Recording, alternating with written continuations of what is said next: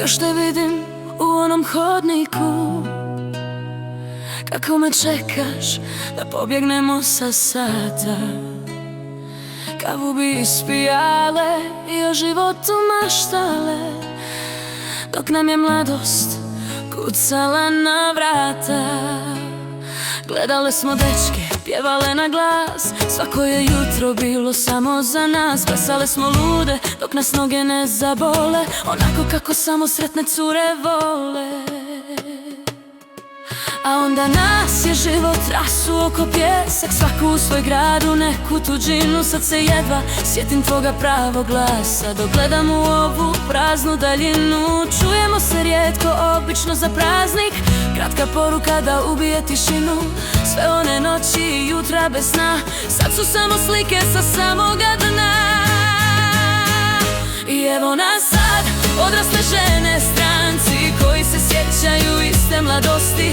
Moja djeca ne znaju tvoje ime, u njihovom svijetu ti si bez važnosti. A bile smo jedno ista rana i smijeh, sad nas dijeli svaki prešućeni grijeh. Ti si tamo negdje, ja sam ovdje ostala, prijateljica tvoja koja je stranac postala.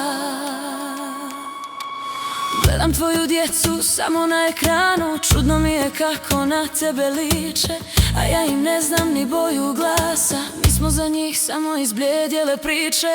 Moja kći neka tvoj pokret napravi, pa me na tren stara tuga preplavi.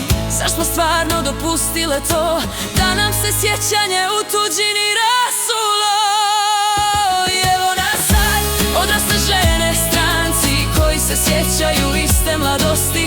Moja djeca ne znaju tvoje ime, u njihovom svijetu ti si bez važnosti. A bile smo jedno ista rana i smijeh, sad nas dijeli svaki prešućeni grijeh. Ti si tamo negdje, ja sam ovdje ostala, prijateljica tvoja koja je stranac postala.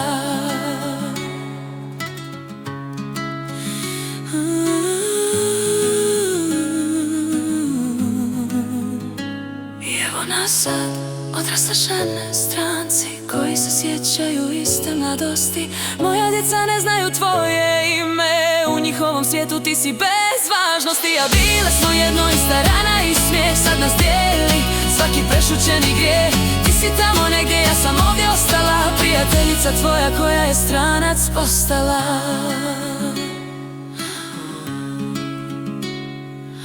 Ostale smo vječno na onoj našoj klupi, prije nego nas ovaj život pokupi. Javi se nekad, bar reda radi, moja stara prijateljice.